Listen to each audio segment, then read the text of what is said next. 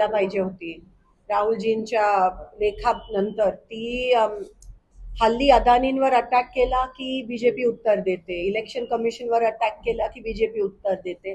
जणू काय देवेंद्र फडणवीस हे बीजेपी हे इलेक्शन कमिशनचे स्पोक्सपर्सन प्रवक्ते असल्यासारखं वागतायत.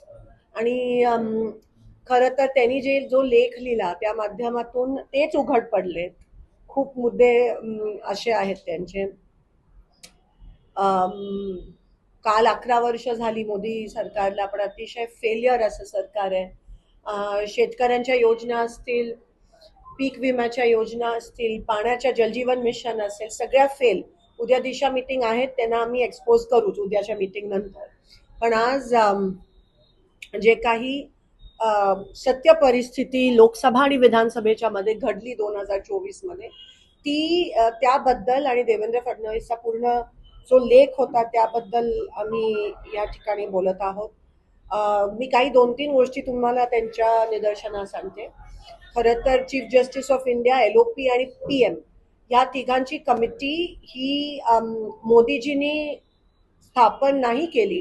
ह्याच्यावर सुप्रीम कोर्टाने जेव्हा ताशेरे ओढले तेव्हा ती कमिटी त्यांना स्थापन करावी लागली. ही मोदीजींची आयडिया नव्हती. उलट मोदीजींनी CGIला फायर केलं आणि त्यांच्या ऐवजी त्यांनी अमित शहाना बसवलं तिथे. तर तो एक देवेंद्र फडणवीसचा पॉइंट आहे जो मी रिफ्यूट त्या ठिकाणी करते. 1950 पासून काँग्रेस ही कमिटी स्थापन करत होती, पण त्यावेळेस कोणी ऑब्जेक्शन घेतलं नाही. ह्या वेळेस सुप्रीम कोर्टमध्ये तो खटला ह्याबाबत दाखल झाला. जेव्हा देवेंद्र फडणवीस म्हणत होते की पहिले 1 कोटी, मग 75 लाख, मग 63 लाख, मग 31 लाख अशी त्या ठिकाणी वाढ झाली, तेव्हा तेच एक्सपोज झाले. कारण का लोकसंख्येत तेवढी मतदारांची जी संख्या असते तेवढी वाढ झाली नाही, हे पण ते ऑन रेकॉर्ड.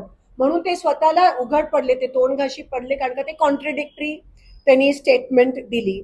41 लाख हे एवढी लोक म्हणजे ECला भारतरत्न मिळाला पाहिजे की एवढ्या कमी वेळात 41 लाख लोक इलेक्शन कमिशन मोबिलाइज कसं करतं, 41 लोकांना बूथ पर्यंत कसं काय आणतं एवढ्या कमी वेळात, हा प्रश्न आहे.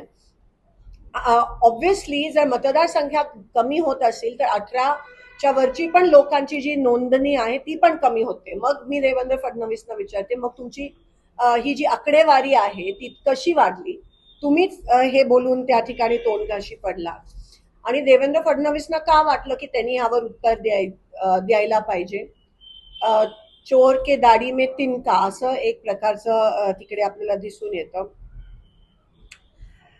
2024च्या लोकसभेमध्ये 5.83 लोकसभेमध्ये 5 नंतर झालेल्या वोटिंगमध्ये पर्सेंटेज वाढ झाली आणि विधानसभेत 7.83 वाढ झाली. ह्याचा अर्थ त्यांनी लोकसभेत पण मॅनिप्युलेशन केलेलं, पण त्यांना कळलं की 5.83 हे कमी होतं आणि म्हणून त्यांनी 2% जास्त लोकसभेत तुम्ही बघू शकता. ते फक्त मला असं वाटतं कोणीतरी सर्वे आलेला त्याच्यामध्ये. पण आज बेरोजगारी असेल, शेतकऱ्यांचे प्रश्न असतील, शेतकऱ्यांच्या आत्महत्याचे विषय असतील, महागाईचे विषय असतील, त्याच्याबद्दल कोणीच बोलत नाही. बोलल्याबद्दल धन्यवाद. सिंधूर मला कोणतीही स्टेट, आर्मी, नेव्ही, एअरफोर्सनी कमाल केली.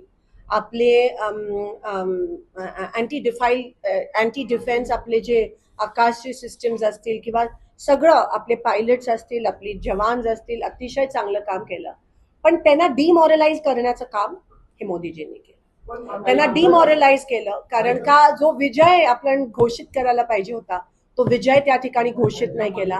जो रिस्पेक्ट जे शहीद झाले त्यांना द्यायला पाहिजे होता. मग जर अनिल चौहाननी CDSनी रेकॉर्डवर आणलं की काही विमानं पडले, मग त्यांच्या पायलट्सना आपण रिस्पेक्टफुल फ्युनरल दिलं का, हा माझा प्रश्न आहे. धोका पोचला आहे. आणि त्याच्या दुसऱ्या दिवशी पाकिस्ताननी रशिया बरोबर करार साईन केला, जो आपला आलाय आहे. टर्कीचा तर विषय आहे, चायनाचं PL-15 जे त्याच्यावर लॉन्च झाले. तुम्हाला हे पण सांगते की आपल्या रफाईल प्लेन जे आपण फ्रान्सकडून घेतले, भारताने फ्रान्सला रफाईलचं सोर्स कोड मागितलं ब्रह्मोस इंटिग्रेट करायला रफाईलमध्ये. ब्रह्मोस मिसाईल ही प्लेनवर चढवावी लागते, जसं पाकिस्ताननी त्यांच्यावर PL-15 चायना मेड PL-15. पण फ्रान्सनी आपल्याला सोर्स कोड दिला नाही रफालचा. आणि मग ती रफालची कॉन्ट्रोवर्सी तुम्हाला की HAL ला मॅन्युफॅक्चरिंग दिलं नाही, पण एका वेगळ्या कोणाला तरी बँक्रप्सी मधून बाहेर काढायला त्यावेळेस दिलेलं. रफालचा सोर्स कोड फ्रान्सनी आपल्याला दिला नाही. हे पुन्हा एकदा मोदींनी भारताला कमकुवत साबित केलं आणि त्याच्यामुळे आपण ब्रह्मोस इंटिग्रेट करू शकलो नाही रफालमध्ये. आणि त्याच्यामुळे PL-15नी कदाचित असं CDS म्हणतात की रफालला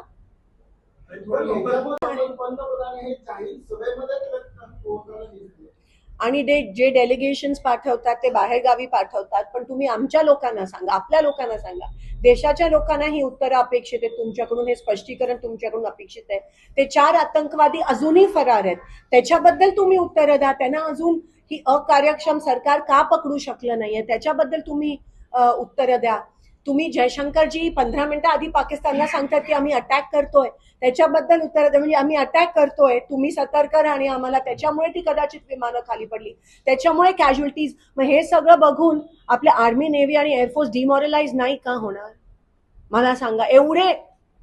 एवढं तुम्ही कमकुवत या ठिकाणी झालात ह्या सगळ्या मोठ्या ह्याच्यामध्ये. आणि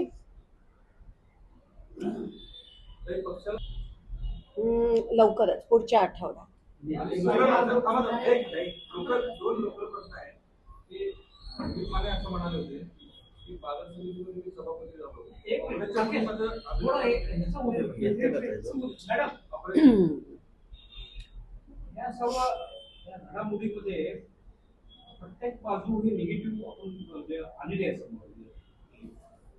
घाबरूनच बीजेपीनी प्रत्येक गोष्टीत मॅनिप्युलेशन केलं. फक्त EVM नाही, लाडकी बहीण मॅनिप्युलेशन होतं, साम दाम दंडचा वाटप हे मॅनिप्युलेशन होतं, वेगवेगळ्या योजना ज्या जाहीर केल्या, 7,500 जे डिपॉझिट केले ते पण मॅनिप्युलेशन. म्हणजे ते एवढे हताश झालेले की त्यांना कोणत्याही परिस्थितीत ते इलेक्शन जिंकायचं होतं.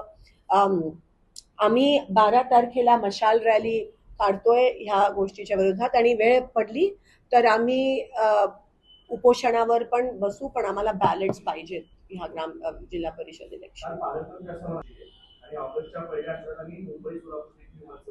उम्मीद पे दुनिया कायम होतीये, बघूया सोलापूर मुंबई सुरू करतायत का नाही. आणि ह्या विमान सेवा सुरू होण्याच्या मागे सगळ्यांचाच त्या ठिकाणी प्रयत्न आहे, सगळ्यांचं यश आहे. खरं तर विमानतळ हे कोणाच्या काळात झालं हे सगळ्यांना माहिती आहे, विमान सेवा कधी चालू झाली हे पण सगळ्यांना माहिती होणं गरजेचं आहे. हे तुम्ही लोकांच्या निदर्शनास मला असं वाटतं आणणं गरजेचं आहे. उडानमध्ये आपलं विमानतळ खूप आधी गेलेलं, 10 वर्ष विमान सेवा का नाही सुरू झाली? तुमची सत्ता होती केंद्रात पण आणि महाराष्ट्रात पण, तेव्हा का नाही सुरू झाली? आणि आता तुम्ही आम्हाला असं हे दिल्यासारखं सोलापूर गोवा तुम्ही सुरू करताय. आम्हाला आमच्या शहराचा विकास पाहिजे, आमच्या शहराची प्रगती पाहिजे आणि ती सोलापूर गोवाने होऊ शकणार नाहीये.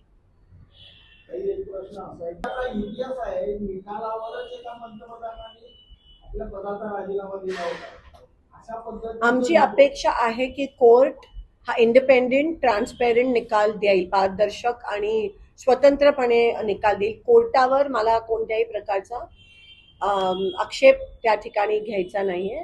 लोकशाही आम्ही तरी जिवंत ठेवली पाहिजे. दुसरा प्रश्न असा की जाती जनगणनाचा जो निर्णय दिला त्याच्याबद्दल कोणते प्रश्न विचारणार आहेत, त्याच्यामध्ये कोणते, जसं तेलंगणाने केलं त्याच्यामध्ये कोणते प्रश्न विचारणार आहेत, ते टाइम बाउंड किती असणार आहे. जे मंत्रालय जाती गणना जनगणना करते त्यांना पैशाची तरतूद पण निधीची तेवढी केली नाही आहे.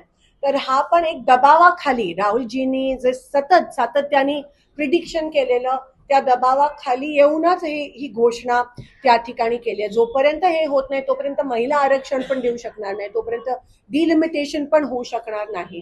तर त्याच्याबद्दल पण आम्ही स्पेशल सेशन मागतोय. आम्ही ऑप सिंदूर बद्दल पण स्पेशल, ऑप सिंदूर मी तिन्ही आर्मी, नेव्ही आणि एअरफोर्सला सलाम करते. अतिशय इंडिपेंडेंटली त्यांनी काम केलं आणि भारताचा विजय झाला असं का जाहीर केलं नाही सरकारने, हा प्रश्न माझ्या मनात आहे. सरकार आणि CDS मध्ये जी एका पानावर नाही आहे. ते सीडीएस म्हणतात आमची विमानं पडली आणि का पडली, कशी पडली ते महत्वाचं नाहीये, पण त्याच्यानंतर पण सरकार ते ऍक्सेप्ट करत नाहीये. अमेरिकेच्या हातात भारत एक कठपुतली आहे का हा प्रश्न मला पडतो.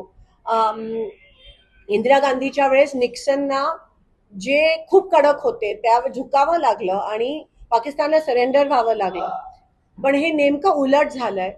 भारताने काय करावं काय नाही हे ट्रम्प तात्या आम्हाला सांगायला कोण आले, आणि त्याच्यानंतर मोदींनी काही स्टेटमेंट दिली नाही. मोदींमुळे भारत ऑपसिंदूरच्या दरम्यान मोदींमुळे भारत अतिशय कमकुवत ह्या जगात दिसून आलं. एवढं मोदी हे पूर्णपणे जबाबदार आहेत आपल्या देशाला कमकुवत जगामध्ये दाखवण्यास. कारण का जे निर्णय जे स्टेटमेंट्स यायला पाहिजे होते ते आले नाहीत, आणि अमेरिकेने आपल्याला आदेश किंवा इन्स्ट्रक्शन दिले की आता सीज फायर करा. एकमेव कारण मोदीजी आहेत आणि त्यांनी ह्या देशाला अतिशय कमकुवत दाखवलंय जगाच्या मॅप. तर समजने वालों को इशारा काफी. मी ट्वीट पण केलं त्या.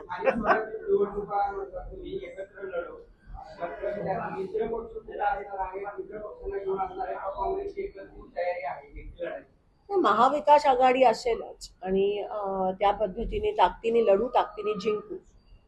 आणि आगामी जे स्थानिक स्वराज्य नाही, तुम्ही महायुतीमध्ये काय समन्वय दिसते ते पहिले मला सांगा आणि मग आम्हाला प्रश्न विचार.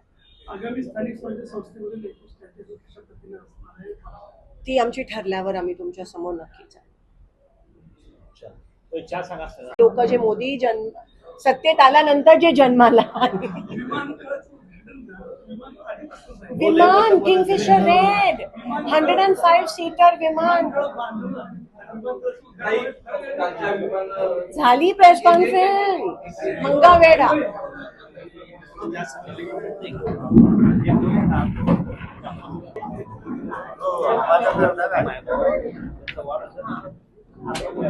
अविनाशजींनी एक उजनीच्या प्रदूषणाबद्दल लेख लिहिलाय, तो त्यांना सांगा मला डिटेल द्यायला. मी लोकसभेत